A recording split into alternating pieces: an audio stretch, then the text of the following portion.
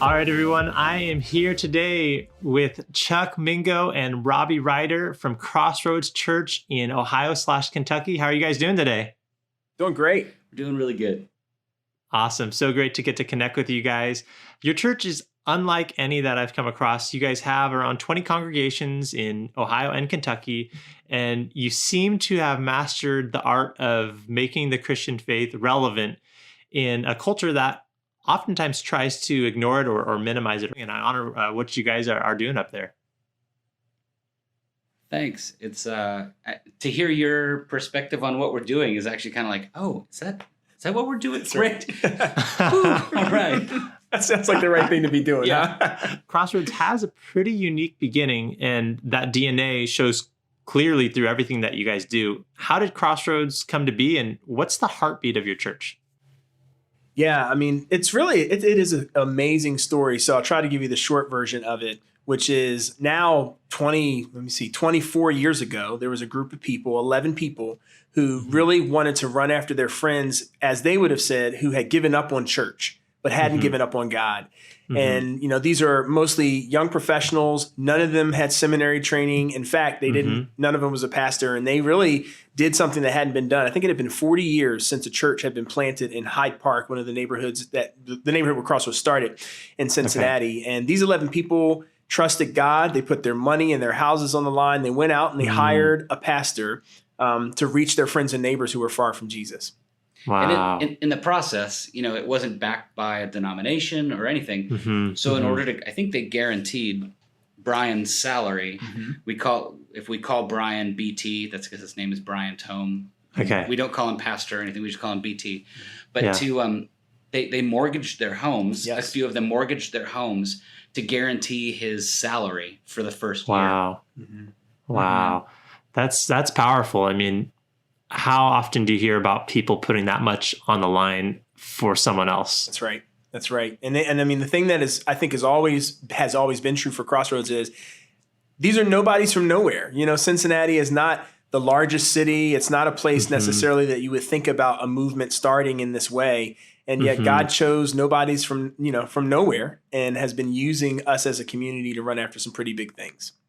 That's really interesting. And I believe, if I'm not mistaken, the company was Procter & Gamble that a lot of the people started out of, and That's right. And it kind of evolved from that. Within church and economics,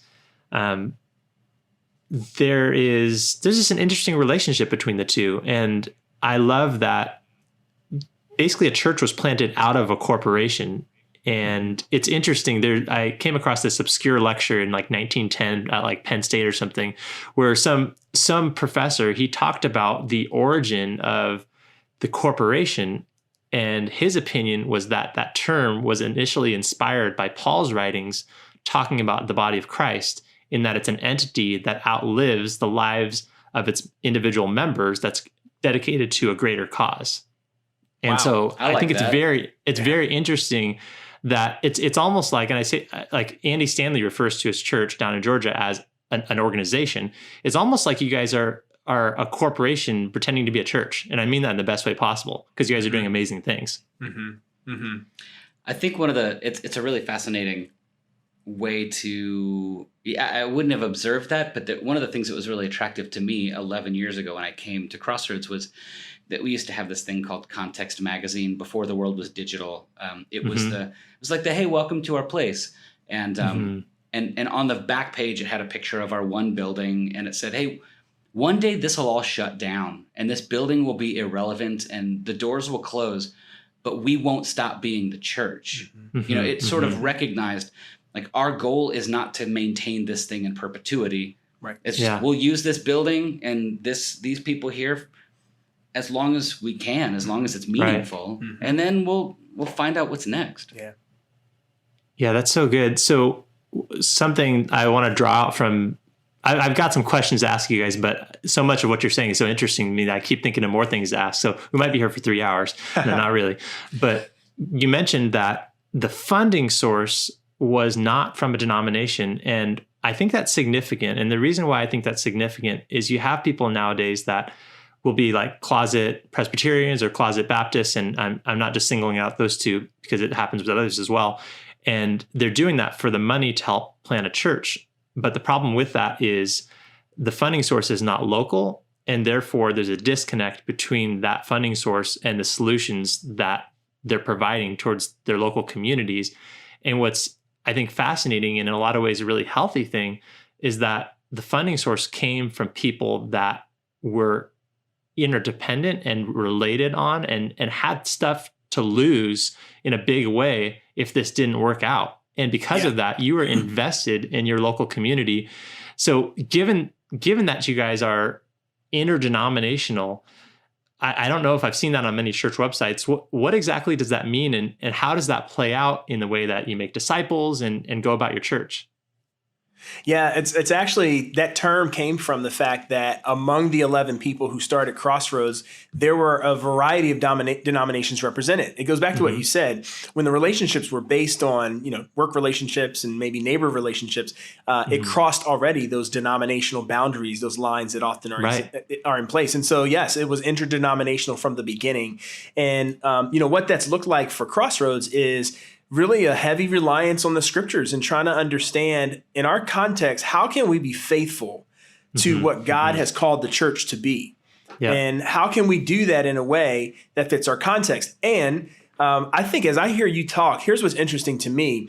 As a church with 20 locations now, one of the tensions we have 24 years in is to not become a denomination in and of ourselves, to recognize that as Crossroads has morphed and grown and gone into different communities, that's required us as a church to be super flexible on even some of the systems that we thought were sacred. So even there's still that tension as we have expanded to not become a denomination and continue to have that same reliance on the scripture and the same reliance, to your point, on a local context driving our ministry. Right. Well, it's interesting when you study the Bible. I think Watchman Nee has something that he wrote up on this, where you look at the model for church delineation or how it's structured, and the pattern that you see is actually one church per city. You see the epistles being written to the church at Corinth, the church at wherever, or the churches at Galatia, because Galatia was a region. So I think that's probably what you guys are seeing is it's like, man, that they have different needs down there in Lexington. Like we can't just do maybe the same thing, and you're kind of having to adapt, which is really interesting. Yeah, absolutely. In fact, it's funny you mentioned Lexington. That's not a hypothetical for us, right? I mean, who have you been talking to? We learned a lot. We did, again, something, and I love that, one of the things that I used to always think is, I grew up in not inner city Philadelphia, but I grew up in the city of Philadelphia. And I used to always wonder why there were so many churches clustered together in a really, really tight geography, 3 and 4 in the same city block. And in my mind as a high schooler, I used to say, man, these churches need to merge. Why? They can't be that much sense. Differentiation between what you're doing and the church down the street is doing that you shouldn't merge. Well, we did that. We actually, Crossroads had a merger, a relationship that formed with another church in Lexington. It already had multiple locations. Wow. And I will tell you that on paper and even in spirit, the pastors, the vision, all of that was aligned. And yet we experienced exactly what you said. There are things that don't work the same way south of the Mason-Dixon line. Yeah. Yeah, that's very interesting. There are things that don't work the same way when you're in a Catholic context like Cincinnati. And so we've had to, again, learn and grow and be humble as a church to recognize, okay, what needs to be the same? And then where do we need to leave room for a local expression? Yeah. The biblical pattern that I see for that is basically the apostolic role versus the pastoral role. That's right. And basically the apostolic is sent, to these communities, but Paul didn't stay there forever. Timothy didn't stay there forever. He nurtured and helped those local leaders and helped them really plant the gospel and let it become what it was going to become. Yeah. But I think some people will maybe throw the baby out with the bathwater. And I mean, you look at churches like the Hillsongs or these different churches that have all over the world. And there is, economies of scale that you can leverage by having that. So it's kind of this balance of, what does unity in the church actually look like? And we know that unity is not something we need to pray about because, whether it's God's will or not, we know it is. That's right. But it's a matter of structurally, you have people, the kind of the two extremes where like the hierarchical kind of the Roman Catholic, and then you have on the other side kind of the decentralized model, no hierarchy, not just ontological, but no functional hierarchy in certain aspects. And it's kind of like, all right, where do we land, and how do we land on that? And I love what you guys are doing, and I think being embedded in the fabric of your city really helps you land in a healthy spot that it's got to make sense. Mm-hmm. And so let's talk maybe a little bit about a couple of the things that you all are doing. I mean, specifically on August 4th, we had the Dayton shooting. Yeah, that was in a city that you guys have a campus, and I read an amazing article from someone in your church, and it basically was titled like "More Than Thoughts and Prayers" or something like that. And essentially, what it talked about was our local church. We need to grieve when things like this happen. But we also need to create communities where we can get our arms around those people that are feeling isolated, that are getting just off their rockers, and bring them in. So you've got very interesting programs that do exactly that, get your arms around people, bring people together. And I want to talk through some of those. So the first one that I was very excited to see was the Undivided program. And Chuck, that's something that you've pioneered. I think thousands of people, you can tell me the exact number, have gone through it. And I'd love for you to tell us what exactly this program is, and maybe share a cool story or two from it. Yeah, man. It's been a journey. Robbie's been a part of that journey. We've had a lot of these conversations together. And so about 3 years ago now, we do a 5-week series as a church, 6-week series as a church. It's kind of like everybody gets on the same page. What's the one thing we're going to learn about? Kids, students, adults.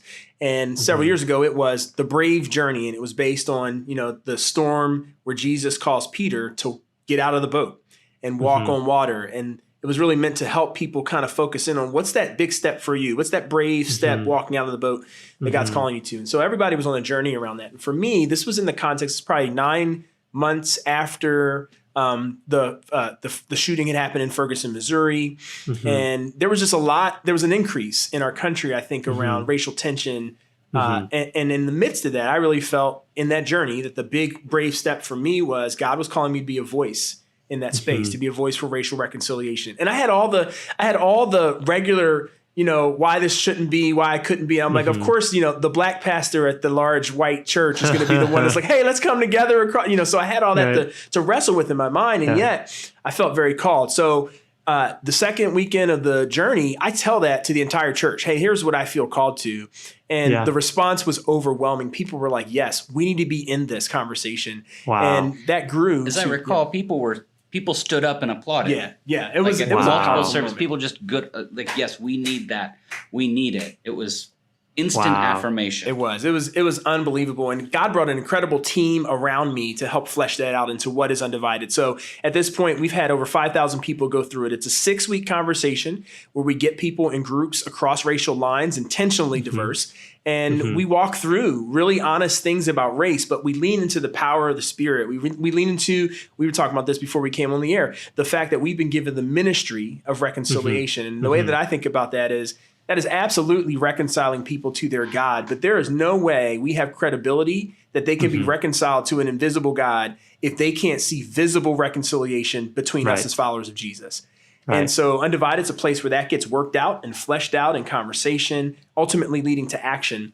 And God's just moved in that. And, to go back to local context, it was probably, 3-4 months after that happened where we said, hey, we're going to go in this direction. Cincinnati was one of those cities that had an officer-involved shooting, white officer, African-American who died. And we saw ourselves as a city really brought into that conversation, whether we were ready or not. And I think because Crossroads had been talking about this, we were in a place where we could actually, to your point, get our arms around it, have a next step for people, and be the church in a really tense and challenging way, but a way that ultimately, I think, pointed to the hope that is ours because of the reconciling power of Jesus.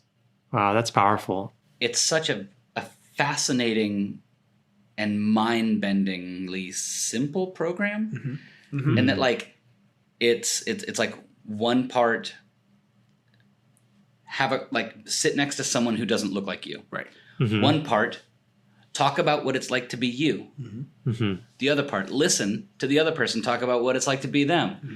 Yeah. 3, have dinner, or what was that 4? Yeah. I'm losing count. Yeah. Then have dinner together, and then Jesus starts doing crazy stuff, like crazy stuff in people's hearts. Yeah.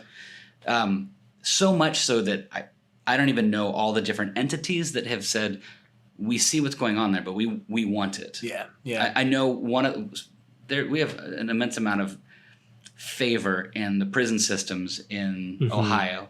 And so Undivided has run in what prisons in Ohio? Yeah, it's been in 2 prisons. They're expanding to 4 this year. And here's a crazy story. How about that? So the first time we did Undivided in a prison, it was in a prison here in Ohio that is actually segregated as it relates to your roommate. You are not allowed to be in a room, in a cell with someone of a different race because of the racial tension in the prison. Wow. 15 minutes before we start the first Undivided session in this prison, a race fight breaks out.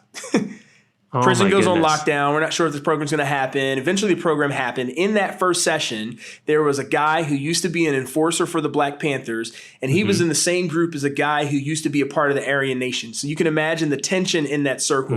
These guys walked through this journey, and at the end of 6 weeks, they're hugging each other. There was a moment of repentance and forgiveness. They're saying, I got your back. In this institution, I got your back. So I think about that as one of the powerful stories. Like, that doesn't happen without the power of God, that doesn't happen. And yet I believe, and I do think this, Jesus said they'll know you by your love. And I think in our world right now, as divided as we are as a country on so many fronts, race being one of them, I think this is probably one of the most powerful and clear witnesses of the gospel that we can express in the church. Yeah. I think this preaches the gospel. Our relationships across culture preaches the gospel to a culture where that's just not happening. Absolutely. That's so good. One of the things that I love about what you said is you felt a call from God to do this.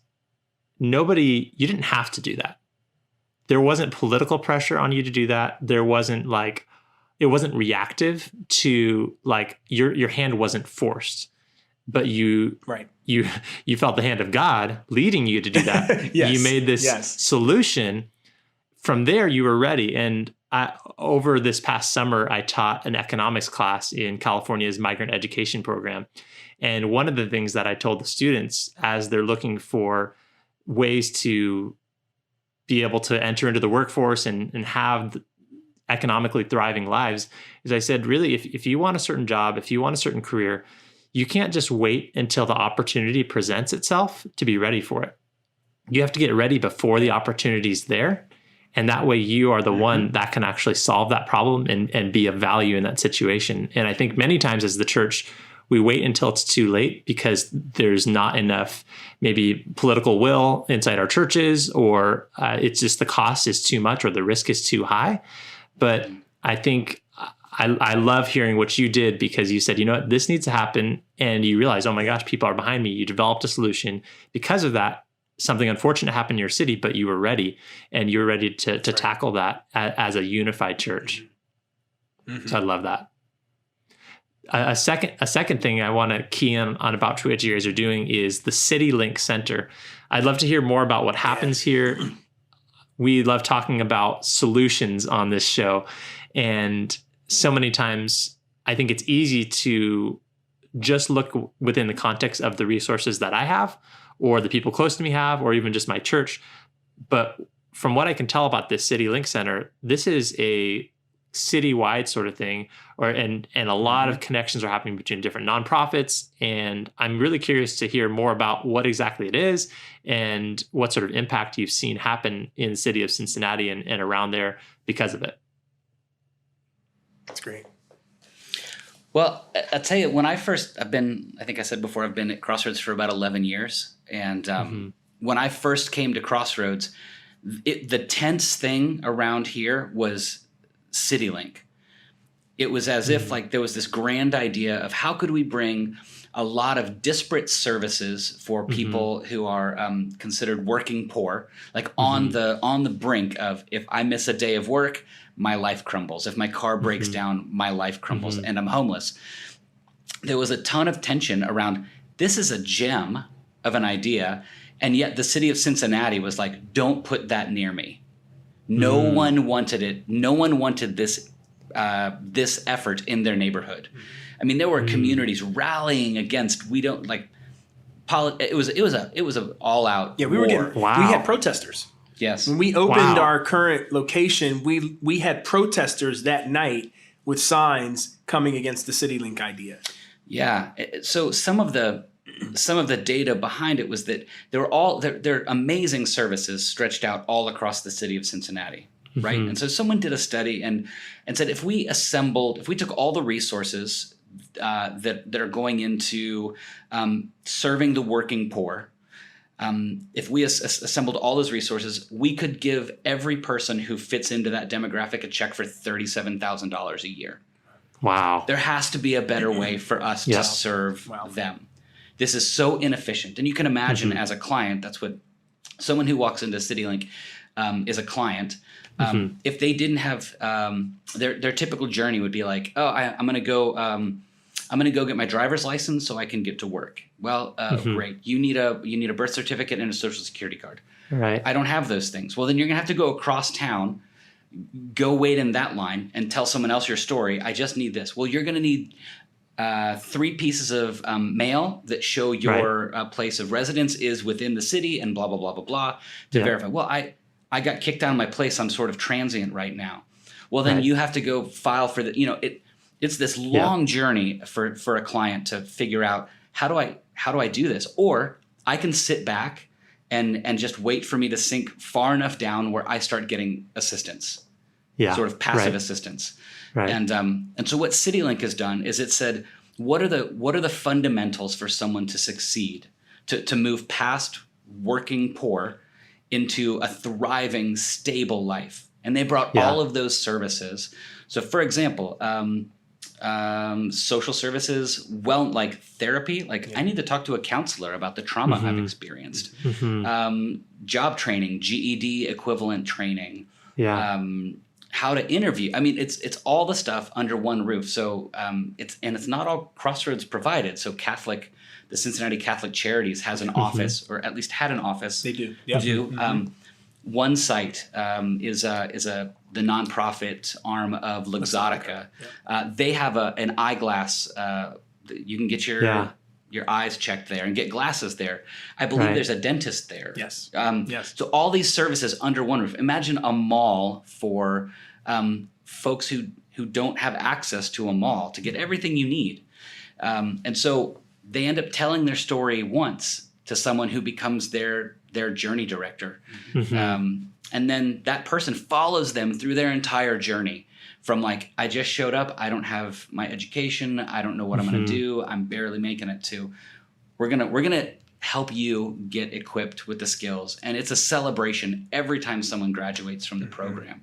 Wow. It is actually, some of my neighbors actually work in the part where they're going for their first interview. And so they walk into this massive, there's a men's wardrobe and a women's wardrobe, and they just get to pick items for their, and they get styled and they get a haircut. It's beautiful. Yeah. And the sense of pride, I've worked hard and I've grown and now I'm going to go out and I'm going to apply everything I've learned. Absolutely. What would you add to that?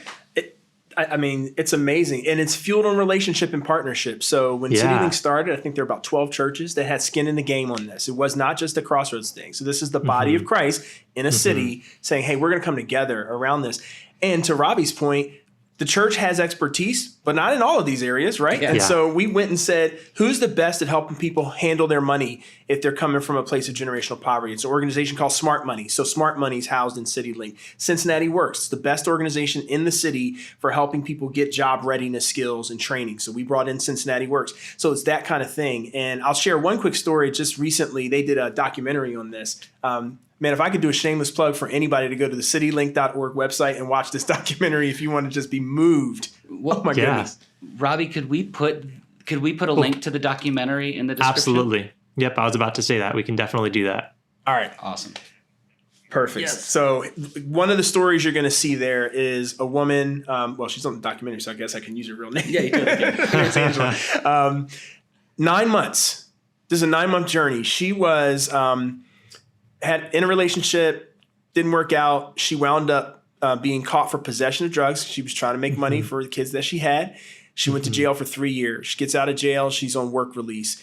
Her and some friends found CityLink because they were looking for a place to get bus passes so they could try to get to work, to find a job. She becomes a client of CityLink. The first thing they do is they connect her with another organization housed in CityLink, best in class, called CEO. It's the Center for Employment Opportunities. And what they do is give people who are out of prison an opportunity to get a work record, get some skills, and get them to the next job in their transition.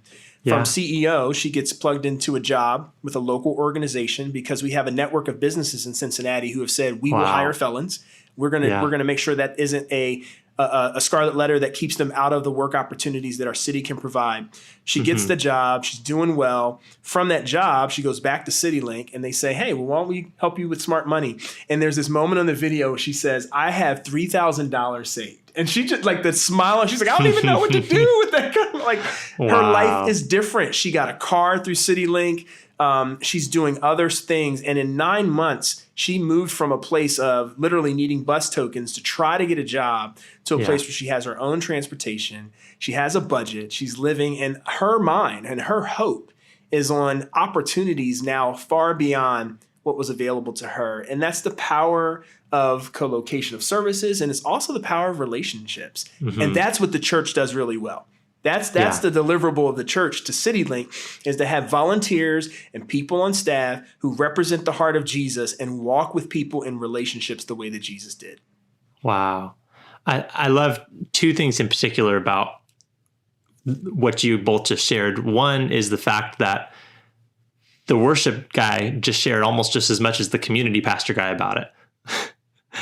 You know, this isn't just this like, oh, it's their thing. Like, you are just as aware of what's going on, Robbie, and could share the heart of it.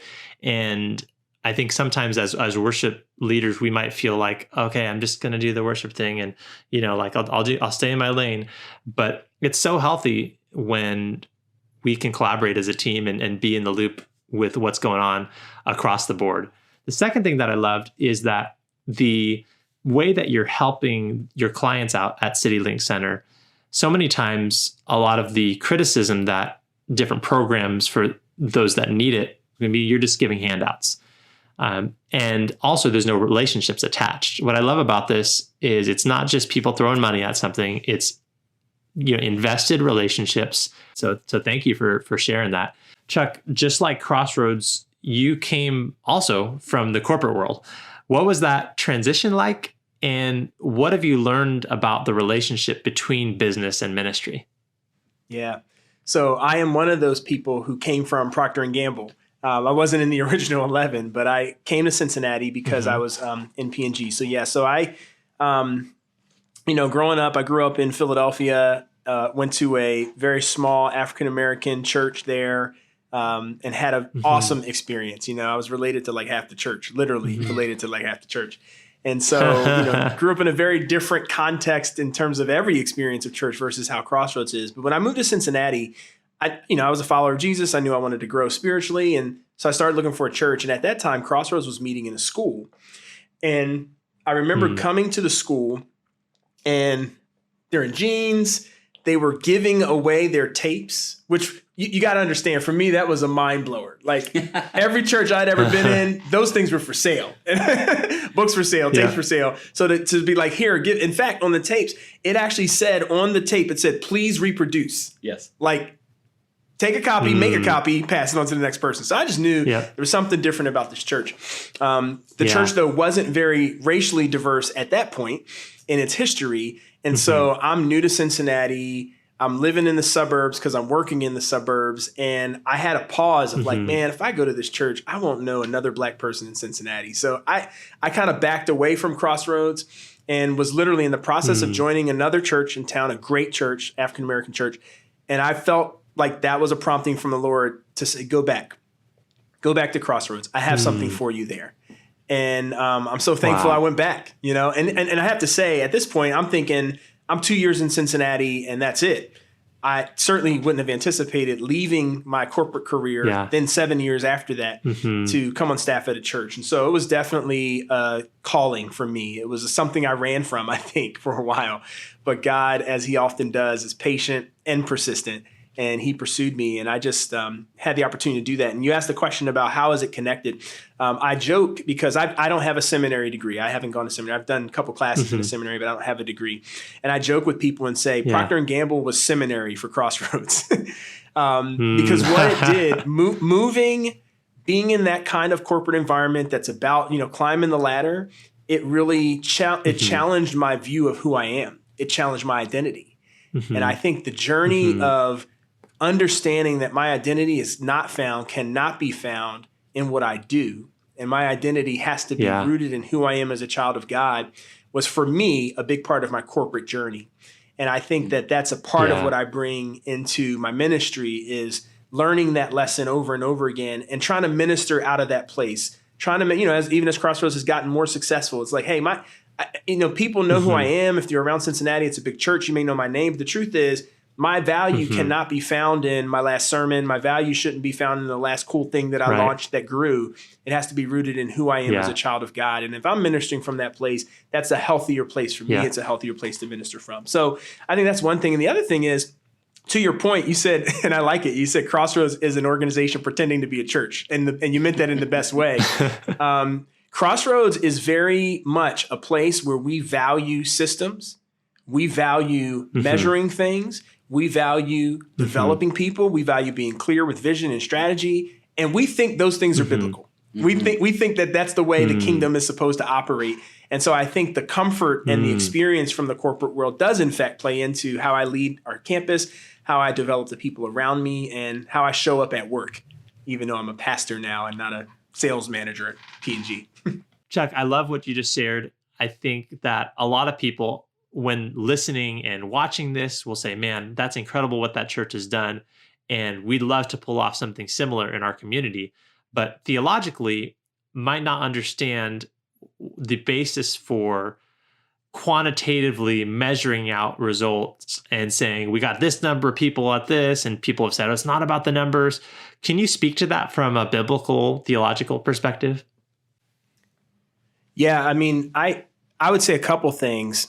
When you read the first several chapters of the book of Acts, there's numbers listed all the time. I mean, we know how many people were saved on the day of Pentecost. And that shows up again in the book of Acts. And so I don't think the Bible is saying that to necessarily say like, hey, you got to make sure you got a spreadsheet with numbers on it. But I do think that that was being counted in the story of what the Holy Spirit inspired to be captured in the canon of Scripture. We have numbers. And so I think that, if we think about God and what we know about God, I mean, obviously God created that. He created us to have a desire to have goals, a desire to be concrete in knowing that we're having an impact. And so that's what I would say is I see numbers in the Scriptures. And for us, and we say this all the time, because obviously you can worship the numbers, and the point is not to worship the numbers. The point is to worship God. But every one of the numbers that we talk about here at Crossroads is a name that is known and loved by God. And so I think that matters.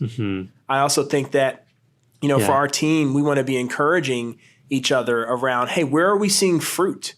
Where are things growing? Healthy things grow. And if you're not measuring in some way, then how do you know that you have something that's growing? And I think for us, we've seen times when those measures have caused us to go back to the Lord and say, do we need to listen to something differently here? Is there something you're saying here? And I think that's been a fruitful exercise for us. Yeah, I think that's a really fascinating thing regarding the entrepreneurial mind of so many of the folks that have come from the business world. I know we didn't coin this phrase, but I think we've really adopted it, is the line like, church is the only place that works all week to be open for an hour, and the idea that we think we really want to think differently about that. So for example, a couple ways that expresses itself.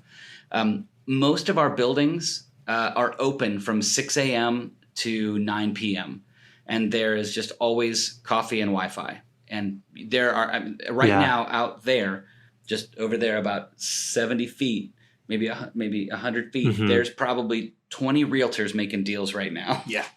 And a bunch of like graphic designers making their thing and doing, there's tons of people working. There's folks that are probably taking a nap on some couches out there, That's one thing, but it also changes the way we think about what we do. Like church is it's a weird thing because it's like an hour, right? That's what we programmed for.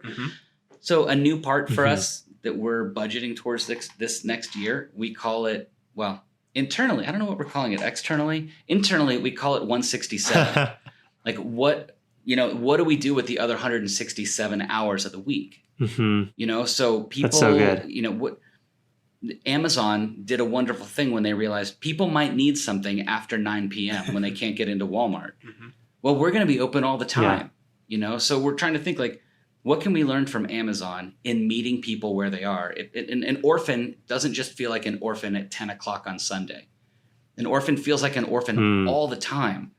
And so if we are more like an orphanage than a country club, then how do we keep the doors open? What are the questions that orphans are asking? What are the things that orphans need? What sort of, they may not say, I need Jesus, but they may say, you know what I need? I need to figure out how to make this relationship work because I can't go through another breakup. Man, I am so hooked on porn. How do I break this? I don't like my life right now. Well, we're making that stuff, to say like, you may not know Jesus, but guess what? We know that he thinks this about you and this about your situation. So it's that entrepreneurial thing that comes from a lot of that I don't want to attribute it to P&G. I think P&G has leveraged some really cool things that God has invested in people, and the entrepreneurial spirit is one of those. Yes. Well said. Yeah. So, Robbie, I want to ask you, you're releasing new music. So what is Crossroads Music? We say there are two entities that operate here at Crossroads. One is Crossroads Worship. It's the creation and execution of a worship experience within our communities. So that's what happens on the weekends. And then as we continue to grow, we're trying to be intentional about the things that God has uniquely equipped us to do and given us. So we created about a year and a half, almost 2 years ago, Crossroads Music. And Crossroads Music is the curation and exporting of things from within the church to outside of our direct community. And so we say that Crossroads Music it embodies our theology, our mission, and our voice. And so from a really practical standpoint, sometimes there are other songs that also from other communities that resonate with our theology, our voice, and our mission. And when that happens, we go, awesome, we'll have that one, please. Thank you very much. North Point for making that song. That helps us say something to God that we think is important to say to God. God wants to hear that from all of his people, so we should just say that. It's just good to say it to God. And other times, we look at our community, and then we look at the things that God has asked us to do, and there aren't any tools to help us say that. So we go, you know what we got to do? We got to go make one. And so for us, that's very much what we do when we write music. We're writing songs to help our community either understand the theology that we believe, to articulate where we are together, if it's like a corporate praise, if it's a corporate longing, if it's a corporate petition, like, yes, we need that. And then it's also a thing to go like, hey, and you know what? There's not a song out there that says, we'll straight up bleed for you. We're not afraid to die for you. So let's make one of those. So in really simple forms, it's what we export from within. So without Crossroads Church and without Crossroads Worship, there's no Crossroads Music. We're not setting out to be like a record label where, we're just pushing out artists. No, we're really wanting to create the tools that anybody needs, specifically our community first, to go, you need these tools to be a good worshiper of the Lord. So your church obviously is intentional about being integrated across racial backgrounds, and also you're intentional about being tapped in to what's going on in the world around you. How does that part of your DNA affect the songs that you write and the way you craft your music experience on Sunday mornings? I'll tell you, to be really honest, it's there are so many shortcuts to looking like you're a diverse church. You know, there's, and I know because I've either tried, this is a confession, tried like, or been pressured to try. Yeah. And the idea that like, oh, well, can you just play some gospel music? I'm like, look at me. I am the whitest guy you know. You do not want that. Like, there's nothing authentic about that. I may like the song, but sometimes as a worship leader, when I've been asked to do that, it feels like disingenuous. Now, I also think my job is to get God as much glory as I possibly can. So I'll do anything. If it's going to get God glory, sure, let's do that. And when I look out at all the faces in our, like Oakley, for example, which it's our broadcast campus, I look out and there are a lot of faces that don't look like mine, right? They're not, I mean, there's a bunch of pasty white folks, don't get me wrong. But I look out there and I know that because our community is diverse, that our expression of worship should be diverse. And I'm not talking about, I'm specifically not talking about we should play more gospel music. I think what that means is we should see what it looks like for Korean worshipers to worship. We should see what it looks like for African-American worshipers to worship. And if they have a way that is sort of unique to them, then by all means, like, let's have it. Yeah. But I don't want to put on some fake cloak for Crossroads to look and feel a way that it's not genuinely on the inside. That's right. And so it is a lot of work because, you know, like we have historically been a primarily white music team.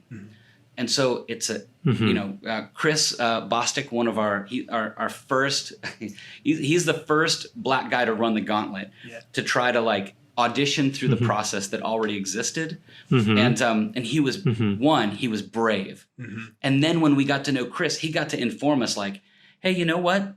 It was really hard, but I wanted people to see people like me worshiping. And I was like, Chris, how could that? I wouldn't have known that if we didn't spend time together. Yeah. So how do we change it? So now, like, it's a very, very different process to get involved. And we're really intentional that we want our stages to look like, I mean, at a baseline, like our community, and aspirationally, like the kingdom of God. That's right. That's right. That's cool. So for Crossroads Music, how can people learn more about you guys? I know you're coming out with some new music, or maybe you just did. Where can we learn more about what you guys are releasing? Yeah. So to learn more about Crossroads Music, one, I would invite anybody to join us any day of the week at 8:30 Eastern time for daily worship. We will we get on Facebook, and you can just search up Crossroads Music, and from about 8:30 to 8:50, our whole community comes together to worship, and it's super low budge. There's no show. It's somebody with an acoustic guitar just helping, like, hey, we're going to put Jesus up here, and then we're going to slot in underneath him and sort of recalibrate everything. So I would join us for worship. I think it's one of the greatest things we can do to come together as the body. The other way is, like, if you want to hear what we're releasing, go to Crossroads, Kurds Music, CRDSmusic.com. You can also search up Crossroads Music on any of the streaming platforms. We try to share something that we made once every 6 or 8 weeks. And when we release these are things that our community is finding meaningful and useful. And we're going, hey, we got some tools. You want to use them? Great. You can use them too. And would love for you to have you guys check us out there. Great. And then the church's website is, what is it? Crossroads.net, or what is the church's website? Yep. Okay. Crossroads.net. Great. And we'll post the link to all of this, in the description, and people can check out the CityLink Center and the video there. They can check out Crossroads Music. They can also check out the church website. So there's a lot of things to explore. I appreciate what you guys are doing. I love getting to see you guys walking out this gospel in a really practical way in the city of Cincinnati and in the rest of Ohio and Kentucky, and appreciate what you guys are doing. And I've enjoyed spending this time and hearing more about your hearts, and I can't wait for our listeners to hear. Man, thanks, Robbie. It's great to be on. It's great to get to talk about what we're doing. And actually, I've listened to a couple of your podcasts. I think the one Nikki Lerner was your second one. Really dug that one. Appreciate the work you're doing to ask hard questions and in a way that is not you're not asking them in a way to agitate or like negatively provoke, but you're asking questions and starting conversations that are thoughtful and meaningful and really needed. And so you're not making noise in the podcast world. I think you're really contributing something useful. So good work. Yeah. Agree, man. Thanks for having us on. I appreciate that a lot. Yeah, thanks for having us on, man. My pleasure. Well, God bless you both, and look forward to keeping in touch. All right. Thanks. Man, what a story. I'm so inspired by seeing how these guys are using business principles to build the kingdom. A few next steps here for you. First, if you loved this episode, make sure you share it with friends, subscribe, and rate and review on Apple Podcasts or other platforms. Secondly, if you want to volunteer with Praise Hands, visit praisehands.com/volunteer. Our teams are growing and we would love to have you. Lastly, if you love this vision of creative cross-cultural Christianity and want to get behind it in a really practical way, we would love to have you on our monthly support team. Visit praisehands.com/donate to learn how these dollars are used and how you can be a part. Well, guys, thanks for tuning in. We'll see you next week.